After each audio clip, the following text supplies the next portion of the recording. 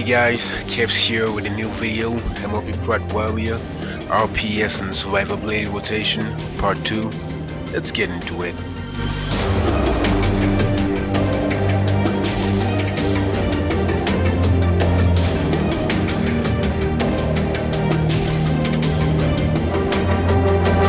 Now, this one here is even more situational and less predictable than the previous RPS rotation. It will depend on the type of damage you are facing and the amount of rage you have at your disposal, mostly. Let's start off with a little diagram of the survivability rotation. The main thing will be to keep shield block up as much as possible, which will be somewhere around 40% uptime if you are doing it right.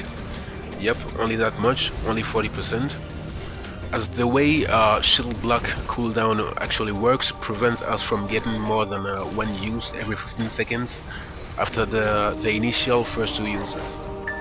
And what does that mean precisely? Well, after testing shield block quite a bit now, I realized that the tooltip was completely misleading, and that the only time we could actually have two uses in 15 seconds was only in the beginning of the fight, when we actually start with two charges already active and ready to be used. In fact, what the tooltip doesn't say is each charge and not both charges takes 15 seconds to recharge back up, and so the only way to have two uses again in a 15 seconds window after those initial two charges is to not use any shield block at all for 21 seconds. Here is a little clip to show this. As you can see, after I recharge the first shield block, I have to wait 6 more seconds before using it. This way the second shield block has enough time to actually recharge and be available exactly 3 seconds after the first one fades out.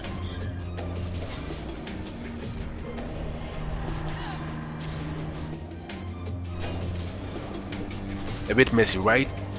Now, because of this, we can only have one single use of shield block in a 15 seconds window, which gives a 40% uptime. This also means we'll be using only 60 rage every 15 seconds for shield block, which is really low, and so we'll still have plenty more rage at our disposal. And there is exactly where shield barrier actually comes into play. Since it doesn't have any cooldown, we can freely dump any extra rage into it, which is excellent. However, this cannot be done anyhow. As you can see on the diagram, you will have to actually time it and use it only after shield block fades out and your life starts dropping again. You also shouldn't be dumping more than some 60 rage in a 15 seconds window, as you will most likely rage starve yourself and wouldn't have any resource left for your shield block. Okay, let's get back to the rotation for a moment and explain it with a bit more details. Notice that I only time shield barrier according to my life and use shield block virtually as soon as it's up, unless the boss isn't hitting me at all, of course.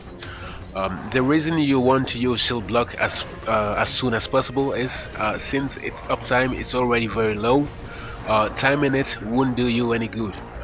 It'll simply decrease that low uptime even some more and make it less effective in the end.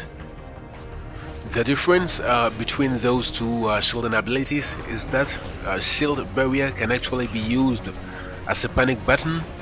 You see your life dropping unexpectedly and you are about to die. Well, you can always go hit the shield barrier button and absorb the next attack, giving the time to your healer to bring you back up.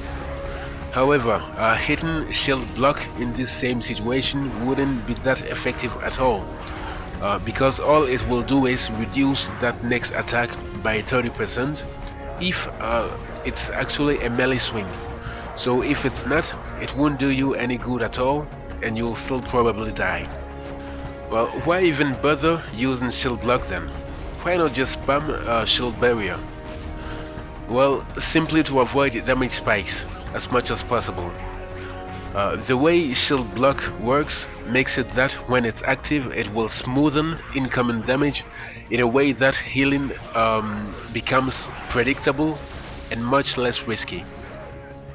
Healers will never spam heal you, they would lose mana too quickly if they did, and so you should avoid as much as possible damage spikes, so that healing you becomes predictable for them.